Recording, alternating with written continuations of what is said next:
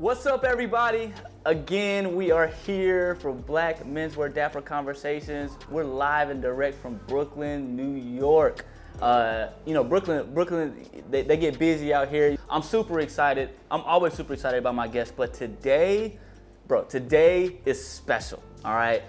Let me introduce these guys that we got with us today, all right? First and foremost, to my left, we have executive world-renowned chef Roble Ali with us today. Thank you, my brother, for joining us.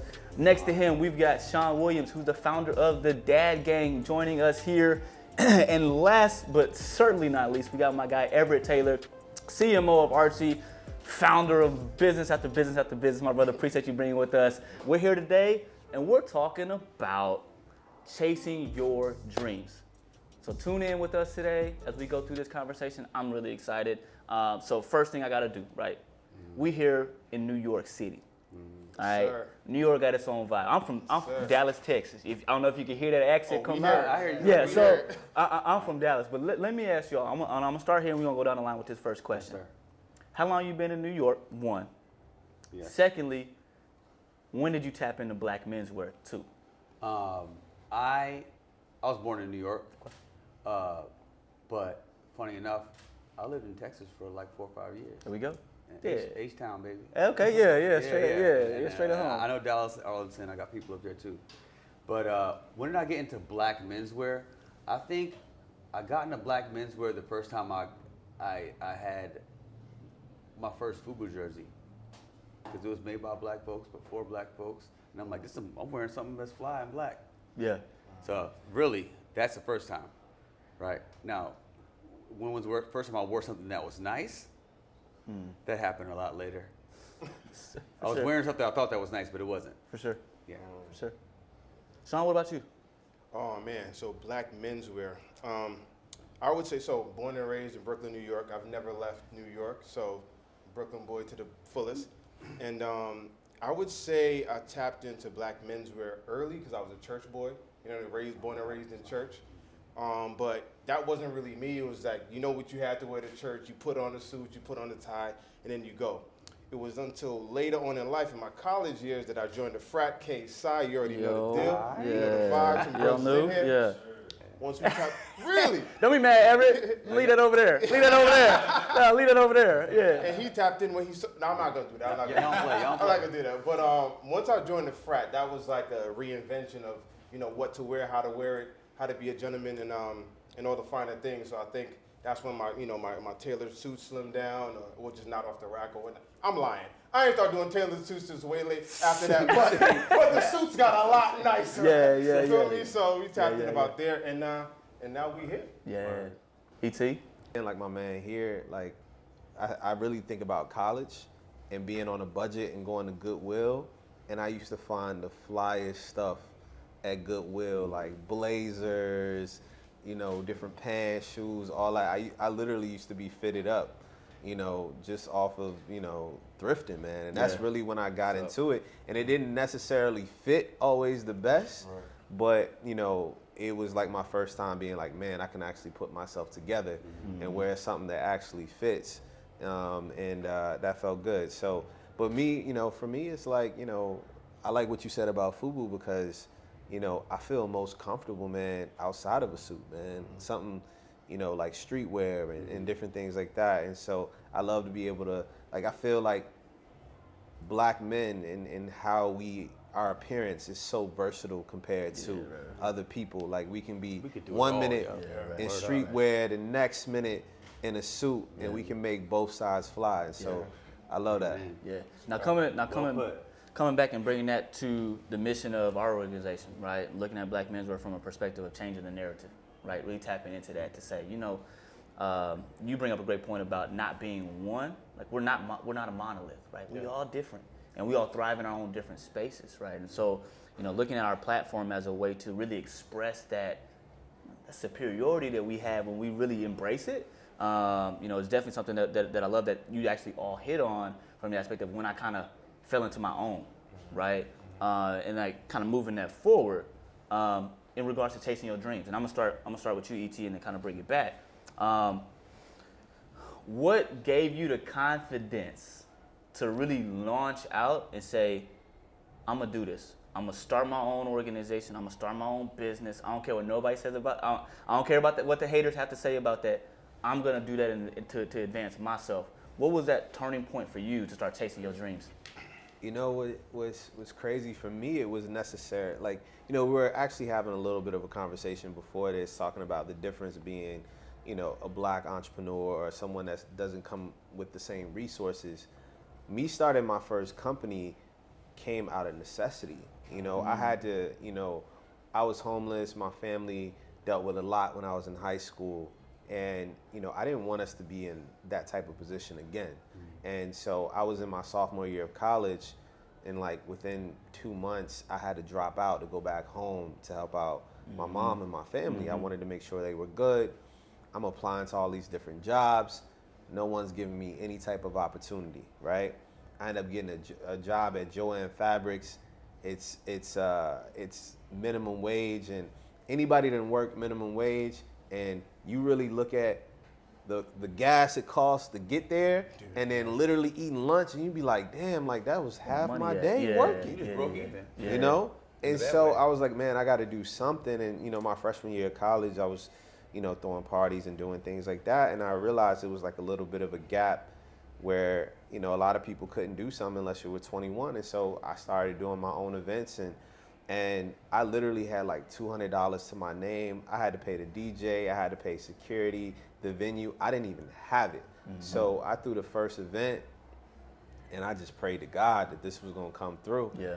And it worked out, man. And so for me, me really just stepping into that was really out of necessity. Like I had to grind. Like it wasn't like, oh, I just have this cool tech idea, let me just do that. It was more like, man, I gotta take care of my family. And this is a necessity for me. Yeah, I like how you ended there with take care of the family, right? So I'm gonna switch to you, Sean, right? So founding the Dad Gang, all about black presence in the family, right? What forced you, and I already know what forced you, right? But what kind of pushed you out to be like, nah, like y'all got it wrong about us? Oh man, well, just like Black Menswear, we realize like black men, like these stereotypes about us being, you know, either deadbeats or not professionals, whatever the case may be, is just like not true.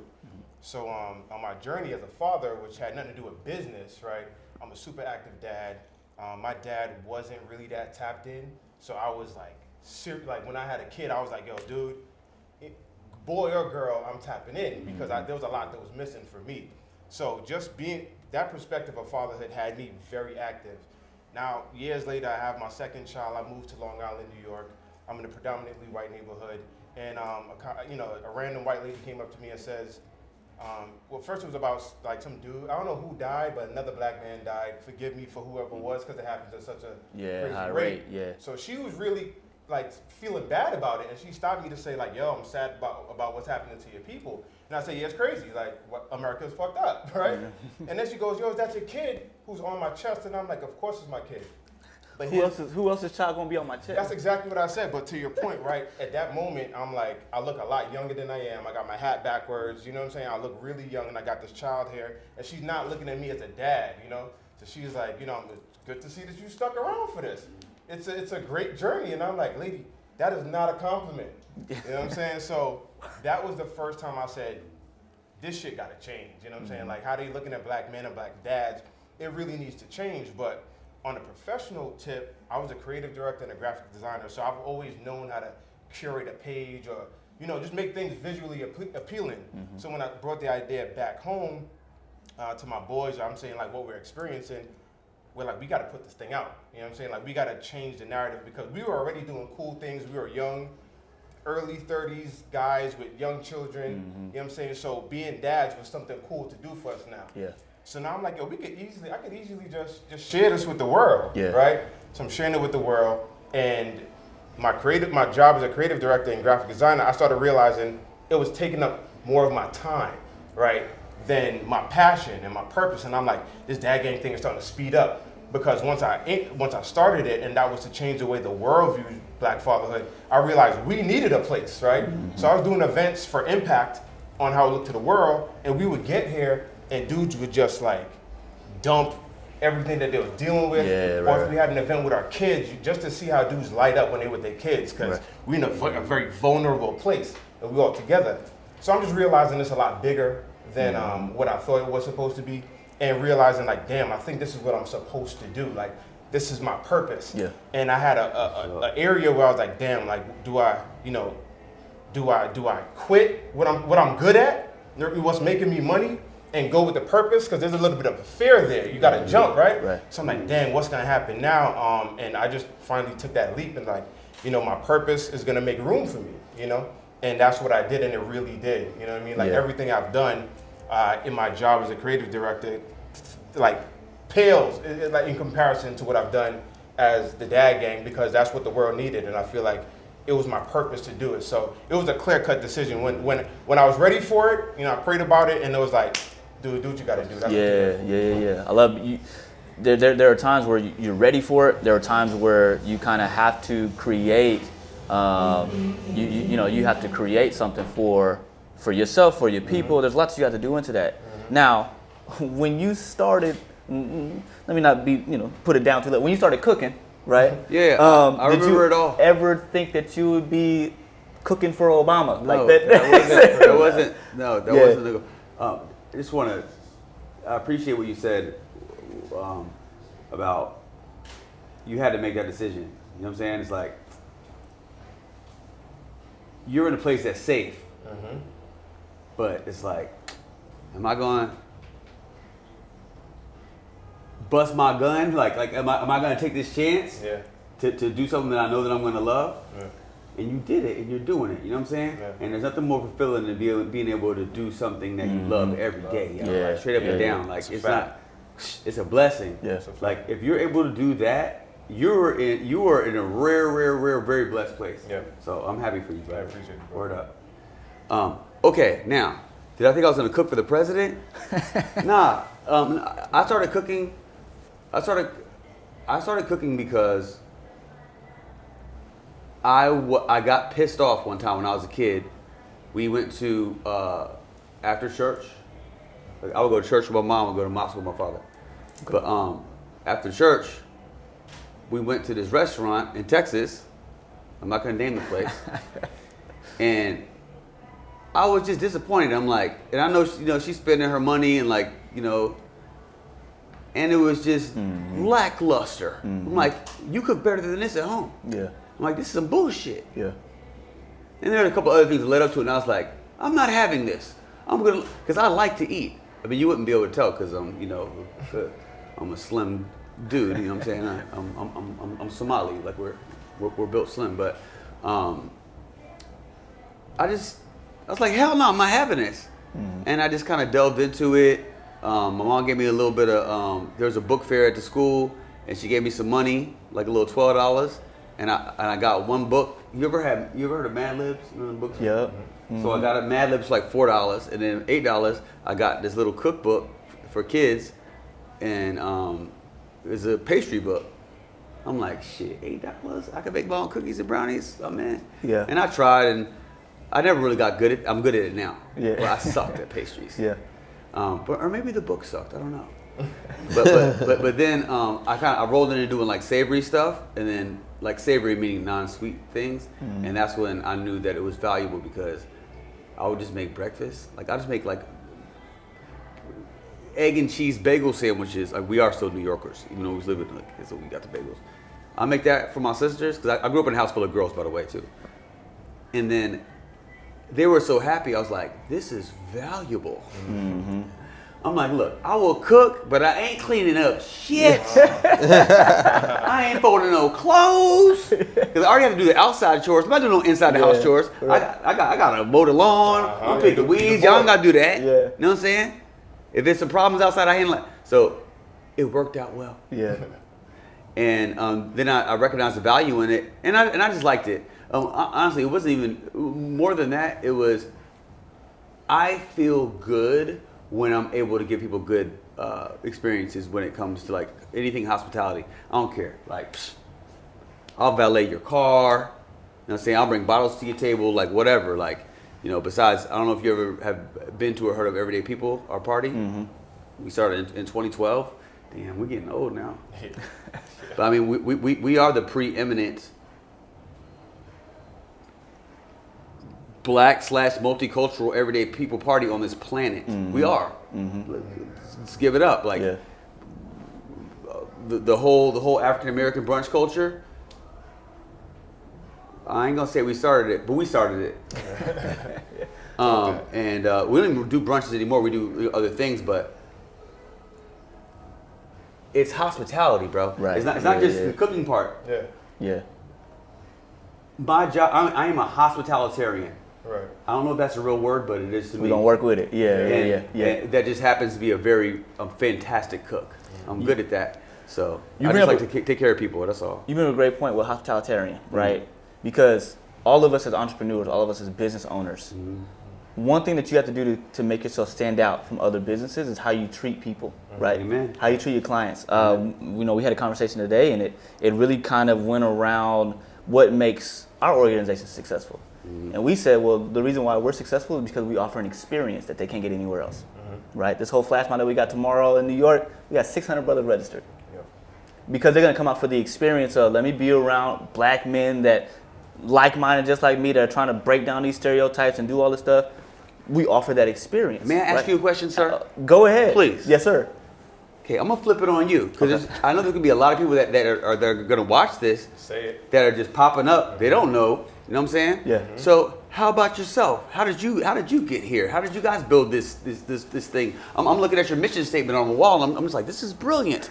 I'm sitting here with all these fly dudes. I haven't gotten dressed up in over a year. This feels fantastic. Yeah. So how did this happen for you guys? I mean, honestly, from a black menswear perspective, and I think we've all had those experiences that hit us, and mine's come more so closely related to yours. In regards to, I was sitting there, and you got Trayvon Martin, you've got Eric Garner, Philando Castile. Philando Castile was really the one that hit me, right? Where this brother was sitting in his car, you doing everything you do. I'm not even driving the car. You come on my side of the car, give me a license. I'm reaching for my license. I told you, I've disclosed everything. I've undisclosed everything, and I'm reaching for what you asked me for, and then boom, my life is taken. But the way, even in that gentleman who had done nothing wrong, there was a spin that they tried to do to make it seem as though he was a villain, right? Yeah. That's what hit me. And so when that hit me, first thought in my mind was like, dang, I can see myself in this, because unfortunately for us as black men, we have this trauma that we live with that other people don't even know about. Because every time we see one of these instances, we're like, damn, that could have been me, right? Easy. And so from that perspective, it was, how do I help craft a story? Because what happened for him, they attempted to drag this man through the mud. And when it went through my mind, I was like, damn, if something happens to me, how are they gonna drag me through the mud? Like, what ways are they going to try to bring up stuff from old past? It has nothing to do with where I'm at 20 years later, but how they're gonna try to do that. And so then the mission came into my, my person, sent to me. God said, like, look, this is your opportunity to touch other people who you can't even reach. But how do you do that? Using social media, understanding how that works, understanding the analytics, and knowing from a marketing background and a marketing brain of, man, all I'm gonna do is inject positivity of my culture into the community. Because if another black man sees himself on our platform, and he might not have ever seen another brother in a suit, he might not have ever seen another brother with positivity around them, right? The aura of positivity, and seeing that image might change their whole outlook. And so from that's how I got started. Like, man, let me just try to do something to put positivity of men like me. Let me put that on the platform and keep it going. And then the way that it caught on, because brother was like, damn, about time. Like, so, it's that I've been trying to tell this story, but nobody sees my story, right? And so how do we take our platform and push that story was really, how we got in, and we started Black Menswear from that perspective of, let's just do what we can to inject positivity. And then now everything that's come around that has blossomed because we followed our mission. To come back to that, right? The way that you balance that time of, do I do this? Nah, I'm close, but I still got my, I still got my corporate gig. I got my corporate gig on the side. That's how I put it, right? It is a side job. I got my corporate gig is a side job, because what we're gonna see, what we're gonna experience tomorrow, that's purpose. That's exactly. Impact. Yes. That's what's left when you leave here. That's what's really left. Yes. And that impact. That's part of it. Is what drove the entire the long hours, the long nights, the making no phone calls, but I'm nervous. I don't know if I can call this person. Yeah. Hey, bro, make that phone call. Yeah. See what's gonna happen out of it. If yeah. you don't make it, you don't know what happens, right? So for me, kind of that's how things shifted in my mindset of I gotta do it. Yeah. Once I understood that mission, once I understood that impact and that value, I had to. Word up. And if I didn't, then I wouldn't be doing God's calling on my life. Right. I wouldn't be, helping brothers. That's right. One of the craziest things, and I'm not gonna take too much time because because one of the most impactful things about us, and I talked to the crew about this, bro. The testimonies that we get on site from a flash mob. Dude. The testimonies of, bro, first of all, I wasn't gonna come, but somebody's like, hey, bro, you should come.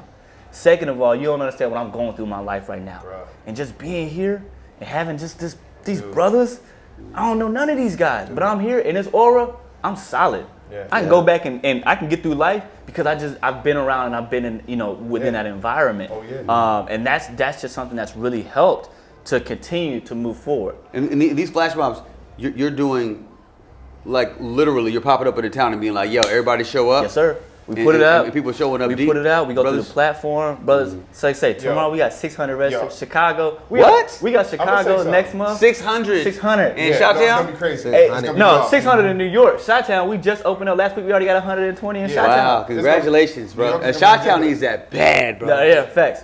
Very But bad. There's something Beautiful. to be said about when black men get together in Man. numbers, Yeah, right? yeah. That you don't understand until you're in that space and you realize Power, how power, much power, we need power, each Yeah. other. power. Yeah. So, we did Strolling with the Homies. I say, dude, I'm going for walks with my kids and my bros. Let me see if the dad gang want to pull up. Yeah. In a week, we had 100 dudes pull up to the park. Yeah. With their babies. I'm Yeah. talking Beautiful. little babies. Beautiful. And we realized, because, you start sharing stories like, damn, like, we not alone. Not only are we alone, we going through a lot of shit. Like, Yeah. there's a lot of mutual trauma that's happening, and we're not, you know what I'm saying? So when you get a lot of black men in a room, that's the energy that happens all the time. You know what I'm saying? And Like, people are meeting. Yeah, people And you're are- meeting people, and you create relationships, and now you're fixing the situation.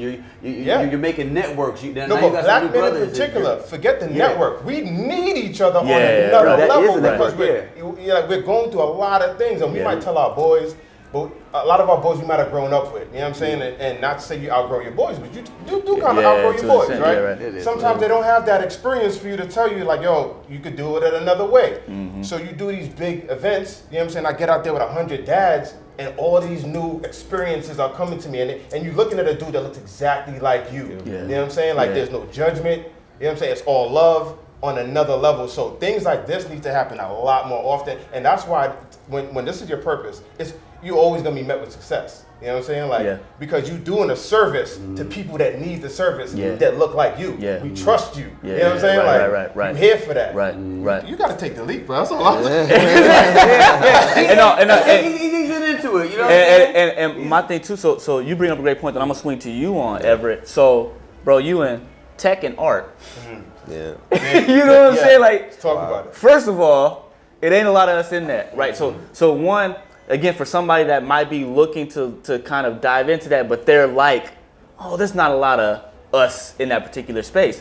One, not how does it feel to stand out, but what power do you have in that, right? And then kind of following up on that, what kind of encouragement would you give for somebody who that might be their dream, but they're just too cautious to go into that because they feel as though, and it's funny because we talked about this before, being a token, right? For sure. Dang sure don't want to be the token for nobody, like you know what I mean. But how does that resonate with you, and how did you kind of overcome that to be in the space and be super successful in that space, and then just continue going and bringing others with you?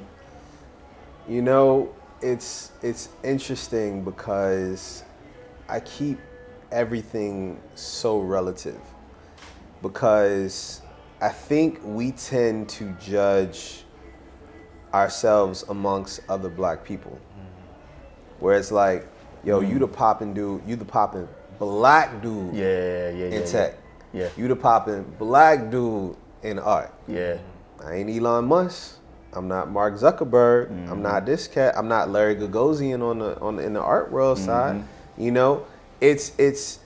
I feel like we're sometimes so consumed with being like the one from like our pool that we don't think about how relatively there's such a wide gap between us and the top white dude that's out there. Yeah, So right. for me, Right. I'm always humbled because I keep that perspective that you can get held in the tech world as this person. You can get held in the art world as this person. Yeah. You know? Yeah. But at the end of the day, we have so much further to go. And so for me, I focus on two things. Number one, to be that guy, period. Not that black the guy. black guy, Yeah. but that guy, Yeah. period.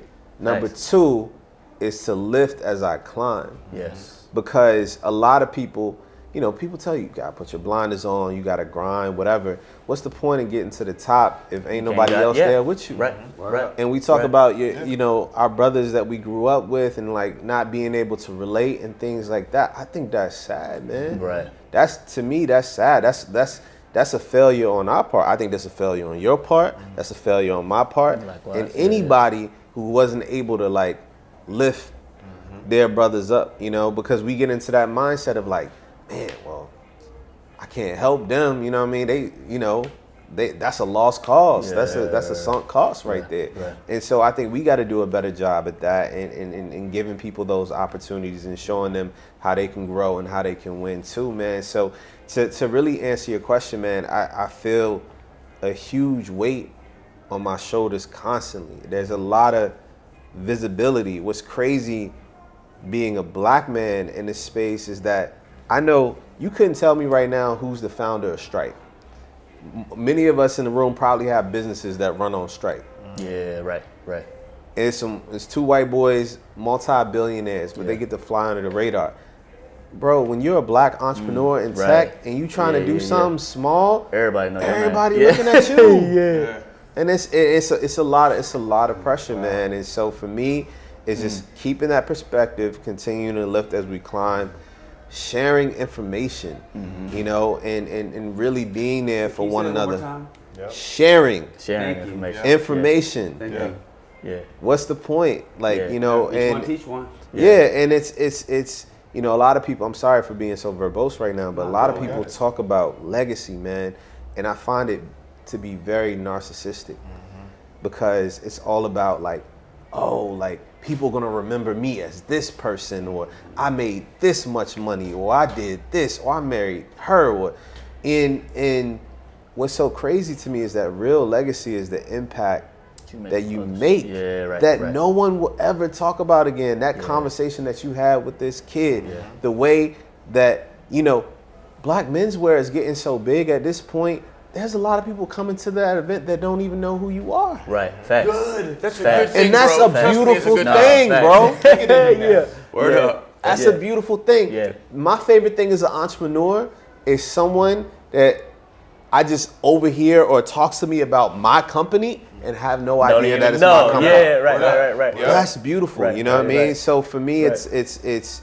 it's making the impact that doesn't show. You know, if you like sports, it's like the things that don't show up on the scorecard or the score sheet. That's really what truly matters. And so that's the way that I look at my position in the world of tech and the world of art. What are the things that I'm doing that don't show up, that people don't know about, that's happening behind the scenes, that's really going to push us forward? And you segue right into Roble, right? So what I want to ask you as it kind of comes off of that point of, you can't help but be in the spotlight, being on TV, like these type of aspects, right?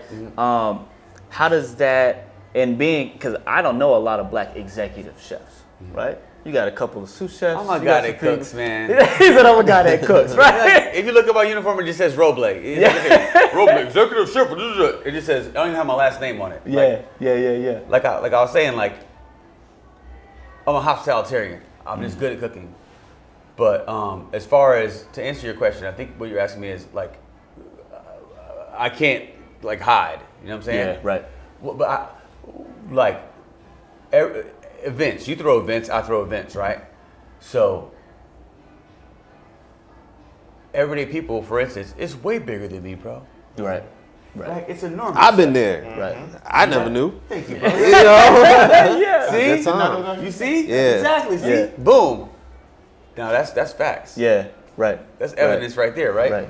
And we know 2020 sucked, but I mean we were doing 50 53 events in 12 countries, right? Yeah. Wow. And it's fine. We did 0 events in 0 countries, but we were so far ahead. We still was able to take care of the whole fam. The whole clan is doing good, Right. and it's gonna be fine. But it's never been a problem for me because I'm not like people know who I am because of television stuff. But I'm not a celebrity. I'm not a musician. I'm not a famous guy. I'm just a guy that cooks on TV. I'm a regular ass dude. I drove here in 5 minutes. You know what I'm saying? Yeah. I'm from Brooklyn. I don't expect people to know who I am. I don't have my head up my own ass. I'm probably, if anything, I'm the most notable servant that you've ever met. I serve people. I take care of people. You know what I'm saying? And I'll never. That's what makes me happy. Yeah. So I ain't. You know what I'm saying? I do know that I'm out here doing a good job because I take care of my family and I feel proud of myself. Yeah. But I can always do better. But I ain't tripping. Yeah. And people that know me ain't tripping. Yeah. And people that know me, like my peoples, they love me. People and nothing bad can happen to me. Yeah, that's good. I love. I love it because y'all don't understand the tie. Y'all might understand the tie. Like the tie that comes between all of this, it's not about me. It's not. All three of y'all. It's not about me. Like because if it was about you, you get so consumed in. Nobody's gonna like you anyways. That's true. That's true. That's true. We know people like that. And I don't think we hang out with people like that. Newsflash. People don't like you. Straight up. Right. Like it's a lot of fake love. Like I got that confused early on, thinking that people rock with you. What I realized is that when you're successful, people fear not being cool with you. Say that again. When you're successful, people fear not being cool with you. Yeah. But at the moment they feel like you slipped, they gonna try to. Or they feel like you won't got that same leverage anymore. Yeah. You're whatever to them. Right. But they're gonna move on to the next ladder to try to socially climb upon. So never confuse that fake love with being real. Most people don't like you. Yeah. I let them live though. I let them live. Like I see them. I let them exist. Because sometimes they're useful. They're useful idiots. Yeah. That wasn't a nice thing to say, but it's true. I let them. I see you. All right, cool. You can hang around. You're cute. Yeah. What so to kind of add to that, Sean, what's if you can think of it, and it probably gonna come to you pretty quickly, what's the worst piece of advice you might have gotten from somebody who was in your corner, and it's like, bro, did you really just think the worst piece of advice? I got to think about it. Remember, my business is fatherhood, so it's like people come to me with stuff all the time. No, but real good things. Yeah. No one is coming to me with a bad idea, especially other dads. You know what I'm saying? Everybody wants to see it win, so it's like I don't deflect a lot of bad advice. Yeah. I'm kind of open to everything because again, it's way bigger than me. Okay. And I realized that early on. So to flip on that then, what may have been one of the best pieces of advice that you got? As an entrepreneur. As somebody who launched out on the deep, what is somebody injecting to you that you still wake up to every day like, yep? I say consistency is king, right? When it comes to being an entrepreneur. You have these ideas, you got a vision, you think it could work, right? And you start doing it, but again, you're doing that when you're doing something else. When you have another job, you have your 9 to 5 or whatever have you. And I had to drill into my head, like, dude, get up and make the post. It doesn't matter if you make it. It's not about money. It's not. You have a mission. You got a purpose. Nobody else is going to do it for you, right? But if you believe your idea is so good, all you got to do is be consistent. At some point, it might not be in 2 months. Everybody wants that quick success. It might not be in a year. But if you're that consistent, it's going to catch up. You know what I'm saying? If it's a good idea, and if it's helping people, if it's a service, if it matters and it's your purpose, just stay consistent. I literally was posting. There was a point with the dad gang. All I was doing was resharing other dads. It wasn't even me. I wasn't even sharing. And I'm with my kids 24/7, right? But I'm like, nah, it's about, I want them to see how many of us are this good. I'm just going to keep on doing it. Beautiful. And to beat that algorithm, you have to be doing this shit 24/7. All the time. You know what I'm saying? So now it's like, this is a job now. There were days where I'm like, yo, I can't do it. I don't have a caption. I don't have, dude, I'm doing an event. I'm not making money on this thing. This is crazy. But I kept on doing it. 4 years later, I'm talking to Oprah. Right. Wow. You know what I'm saying? Like, it's like, Right. I don't even know what's happening. You know what I'm saying? But like, so if I right. was to tell somebody else, I'd be like, dude, you got a vision, you got an idea, that's your purpose, it's nobody else's. You got to stay consistent with that, no matter what's going on. Right. Yeah. Once you stop, it stops. Right. Right. Sure. Roble, what you got? I feel you, bro. I feel you.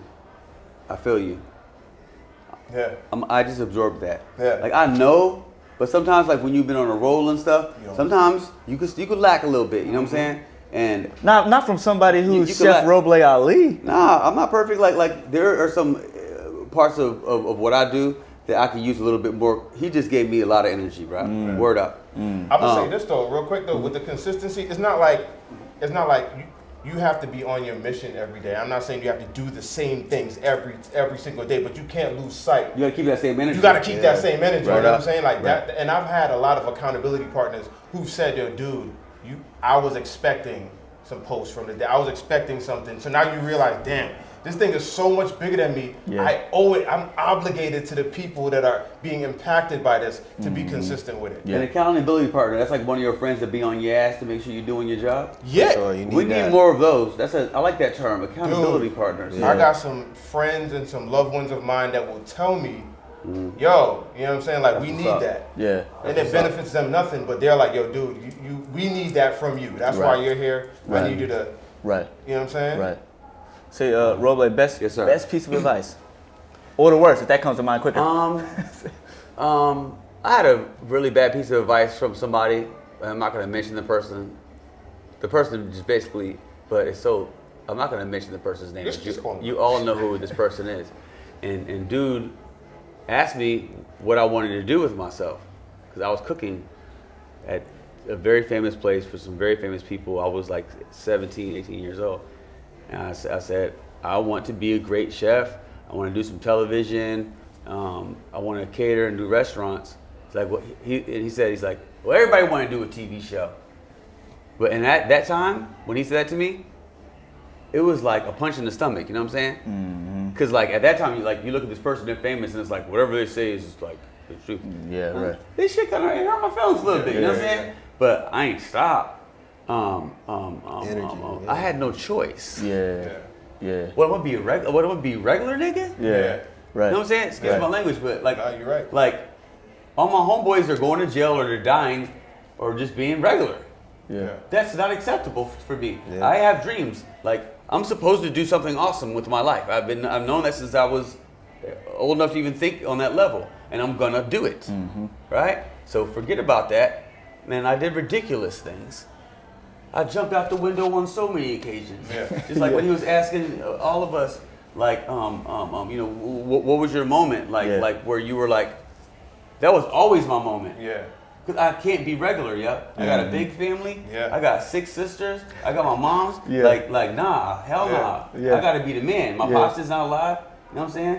And plus, I want to be the man. Talk about I it. like being the man. Talk about it. Yeah. You know what I'm saying? Yeah. So, but I didn't nail the last part of the question.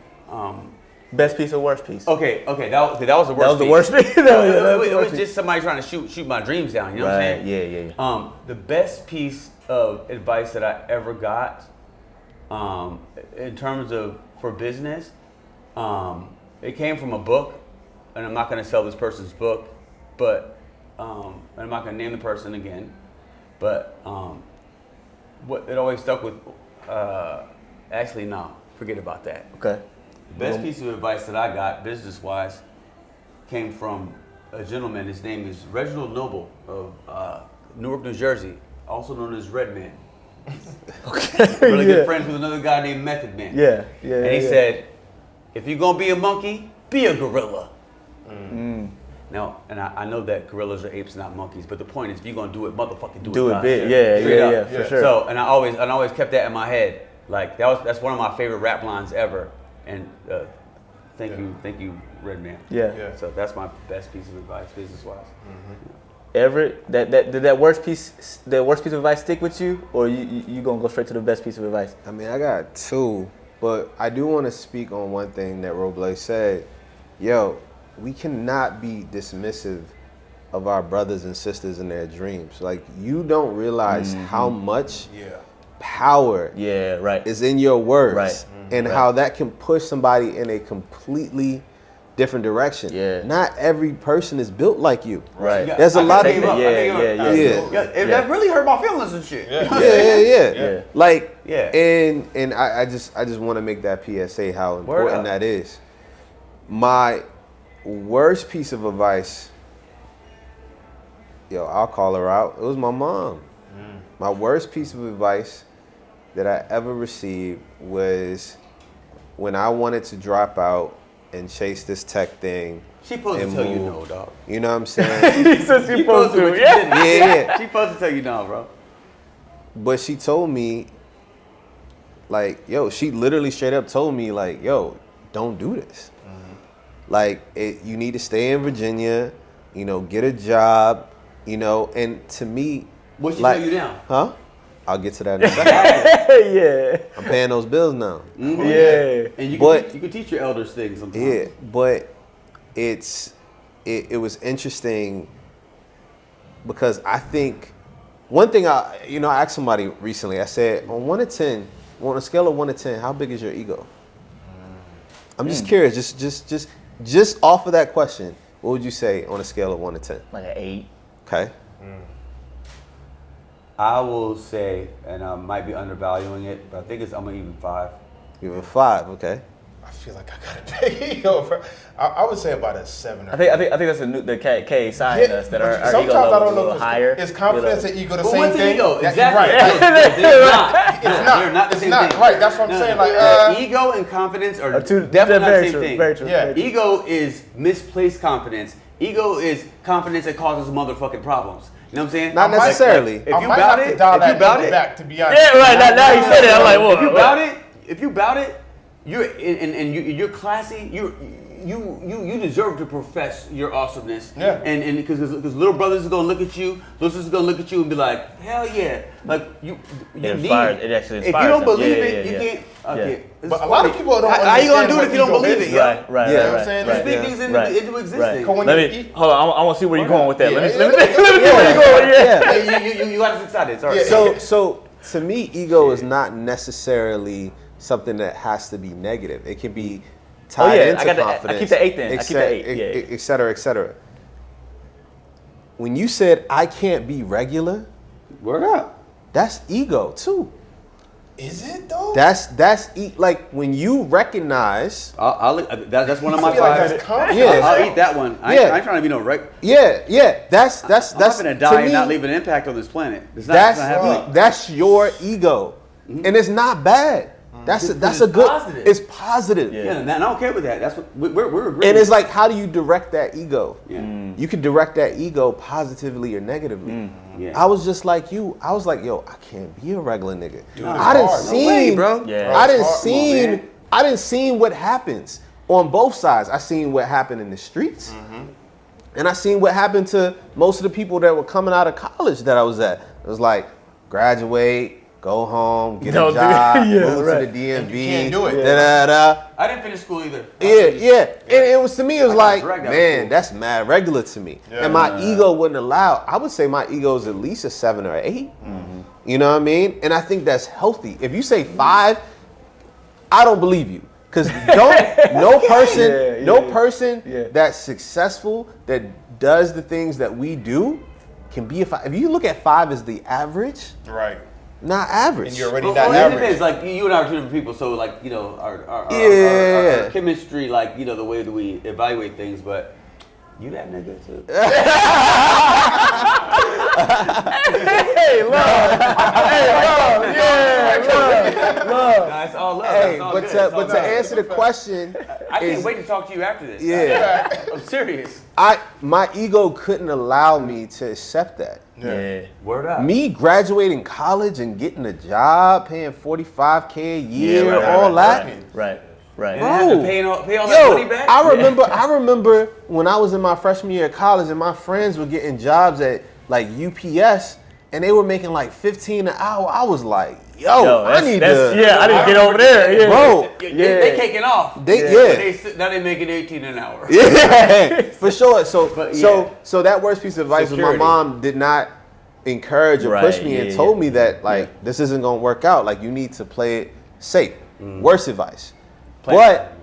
when people tell me what is my biggest accomplishment in life, is my mom telling me she was wrong.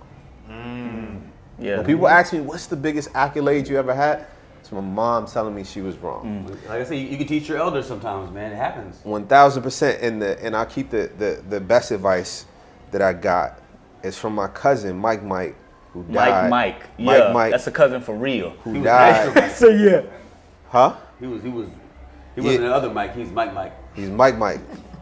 Mike was the coolest nigga, man. Had like waves like spinning, fresh gear, all that, had all the girls. The thing he used to always tell me was, fuck it, why not? And that always sticks with me. Fuck it, why not? Yeah. To me, that's the best advice, because I tell people all the time, everybody got good ideas. Everybody in this room got $1 billion idea in their head. Yeah. But who's gonna pursue that? And Fuck it, why not? Yeah. And that takes confidence and faith, and sometimes a little bit of The ego. Yeah. I'm just gonna jump out this window. Yeah, right. You know what I'm saying? See what happens. To be an entrepreneur, period, you got to have a real good relationship with yourself. You know what I'm saying? Like to even attack all these things, because it's gonna come from you. Somebody's gonna say, "Don't do that shit."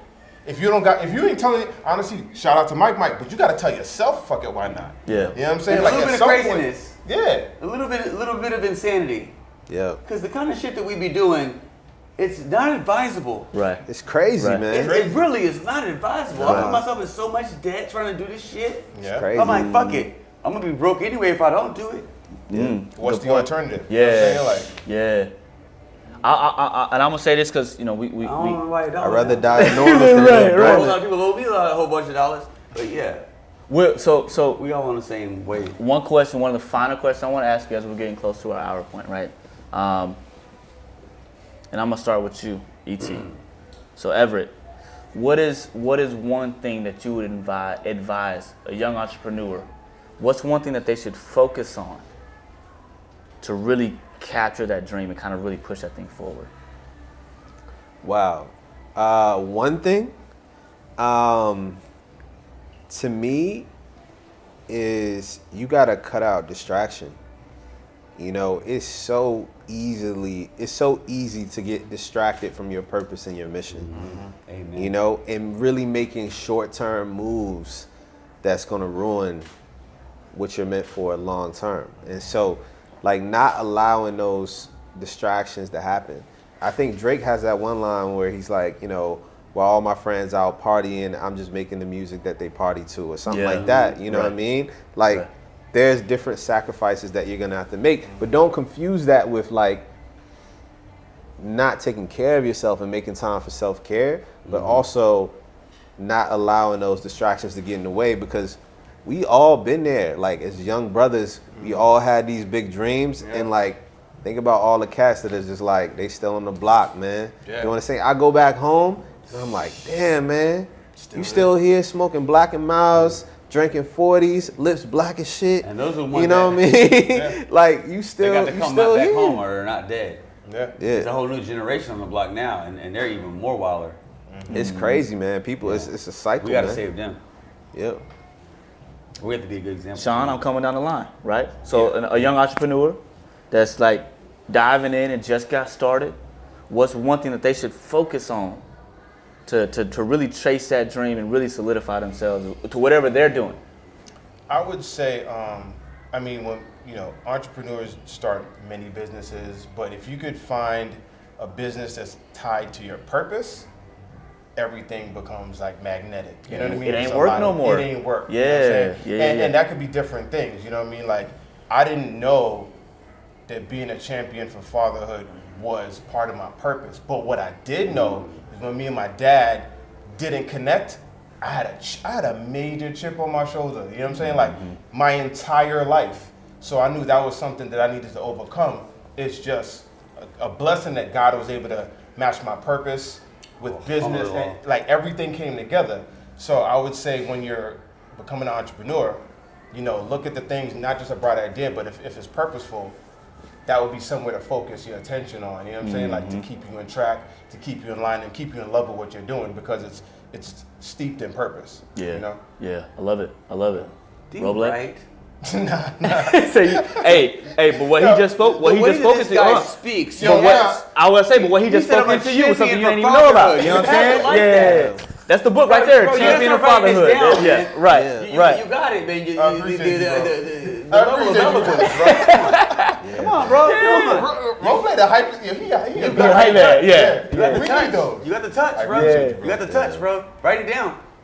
I appreciate it. Now, Roble, for all the Yes, sir. young entrepreneurs out there, Um, what would you tell them to focus on as they master the craft?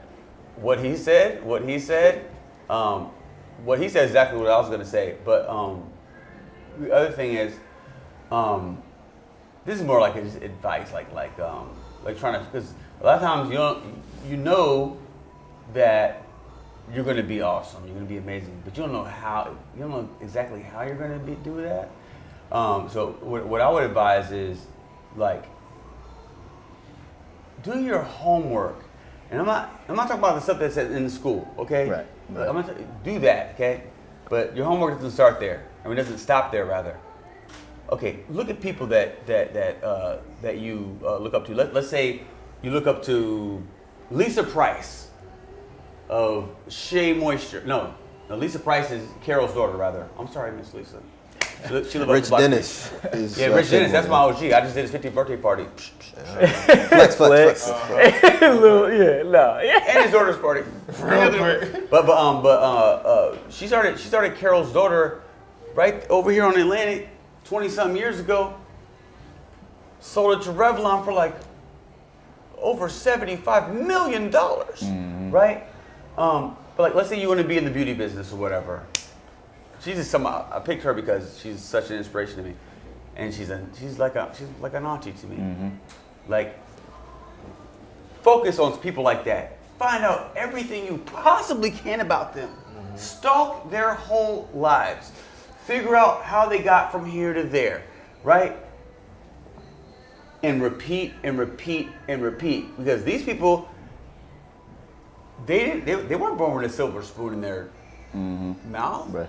These people came from the same places that we come from, and they made it. And watching them on TV or like on Entertainment Tonight or on Twitter, that's not going to do it. Tell you the story. You got to go and do your homework, Yeah. research, get down to the nitty gritty. Right.